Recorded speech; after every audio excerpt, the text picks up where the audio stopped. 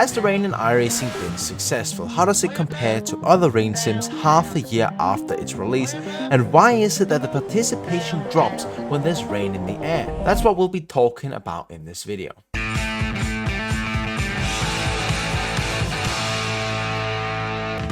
Whether you're an iRacing player or not, you very likely heard of rain coming to iRacing in early 2024. It was a long-awaited project that a lot of sim racers were really excited about. It had been incredibly hyped up, with iRacing developers dropping teaser videos and some technical details about how accurate it was actually going to be. First impressions were initially good, with drivers like Daniel Morad calling it legit exactly the same.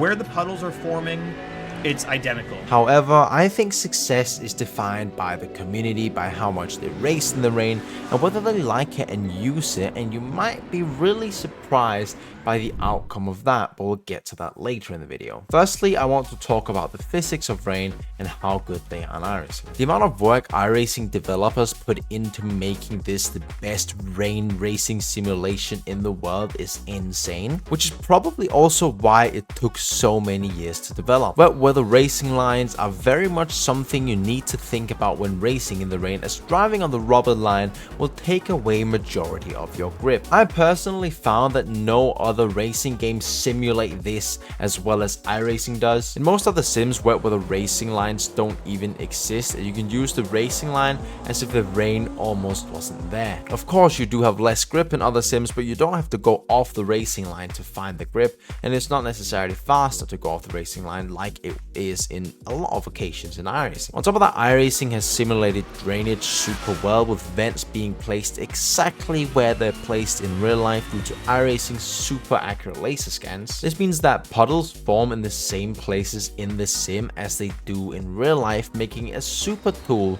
for real life drivers to jump on the sim, do some wet weather practice before they go real life racing. Cool details such as rain starting from one end of the track and slowly covering more and more of the track make strategy super exciting. The strategy really puts a responsibility on the driver to make the right tire choice. This is a choice we didn't have to make before the rain came in, and making the wrong decision might cost you a really good position. In all reality, the wet weather tire choice and the dry tire choice just throws another element into the strategy, both in sprint races but also in endurance races. In my personal opinion, it has really made the races quite entertaining, to say the least. It also adds another element into the driving aspect, as drivers now have to learn a completely new driving style. They have to be able to adapt to changing conditions, but also mixed conditions where it might be raining, it might be dry, or it might be anywhere in between that.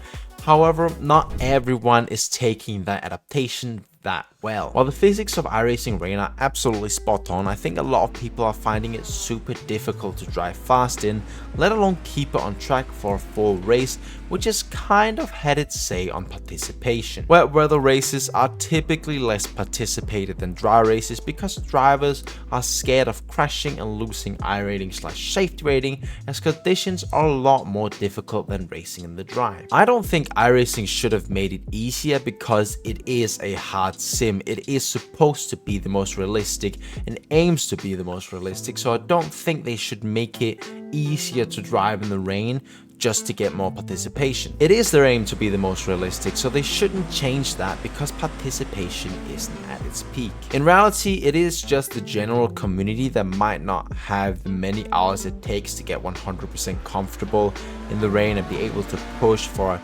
30 to 45 minute race, let alone an endurance race. As for iRacing special events, they've also been filled with rain since it came out. However, that hasn't dropped the participation, and I think it's because endurance racing holds a different mindset. First of all, it's about making it through the race, meaning that drivers might be more cautious in the rain in a special event than in an official race. The first special event with rain was the 12 Hours of Sebring this year, where the race start was in very heavy rain. I remember starting around P7 that race, and I couldn't see anything heading into the first corners. I almost tapped the rear end of Josh Rogers, and if I'd been on the outside, I would have gotten taken out and wasted many hours of practice on the first lap. On top of that, it was actually kind of scary how many moments I had where I thought it might be over. Oh, that was a big moment. I think my heart rate might have raised itself a little bit too high. Anyways, the point is that even for skilled / pros, figuring out the rain wasn't easy, but there is a lot more time for sim racing pros and skilled drivers to figure it out, which means that the skill gap within the rain is incredibly big. If you are a sim racing pro, you probably have a lot more time to properly learn it and properly find some pace, which means that the top split pace to the bottom split pace gap is way bigger than it is in the dry. That doesn't mean it's easy. You need to be super quick to catch your slide and be absolutely focused all of the time, to a point where it maybe becomes a bit too hard for the general consumer. And I think that is what has decreased the participation. People are scared of losing their ratings or just don't find it fun because of its insane difficulty. While there are still drivers racing in the rain who enjoy it, me, the participation isn't as high as when it's dry, and I think we can call that slightly unsuccessful. Before we move on with the video, if you are enjoying it, make sure to subscribe to Overtake GG and make sure to turn on notifications so that you'll always be updated about our new videos. Let's move on with it. Now, next up, I want to show you a comparison between iRacing rain and real life rain, just to show you how good the graphics actually are. You can see that we're at Monza in a Hurricane GT3 in heavy rain, and already here the visibility is incredibly low on both onboards. On top of that, you can see that the lines that are taken both in iRacing and real life are off the racing line like we talked about earlier, and this is to maximize the grip off the rubber line and gain as much time as possible, as the racing line does not have a lot of grip. This shows that iRacing is of course very close to real life in terms of the driving, but I want to look a bit closer at the visuals. In my opinion, they've really done a great job of making the graphics visually pleasing too, if you have a PC that's able to run high graphics, that is. If your PC is running on the lowest graphics and you need the frames, you actually won't be able to see the reflection on the puddles. So I even had to increase some of my graphics settings just to be able to see the puddles, because if not, I was at quite a disadvantage. So that's sort of quite important for the rain actually. It's of course quite tough on the PC, especially if you're running like triple screen or something, because it's a lot of visuals, it's a lot of physics update that need to be run in the same, it's just a lot of stuff that needs to be run on the PC. So if you show up with a potato PC, you of course won't have a chance. But if you're able to run high or even just decent graphics, I really think the rain looks have been executed quite well. The reflection on the water makes for some pretty cool pictures and videos, and the spray is really well executed too, with a perfect balance between no visibility and still being able to just about see the rear lights of the car ahead of you. The iRacing rain visuals are for sure a success, and I think they can be really happy about visuals too. Overall, I think we can call iRacing's rain system a success. They've really done an amazing job both physics wise but also visually and driving wise. The only thing is the participation and the difficulty,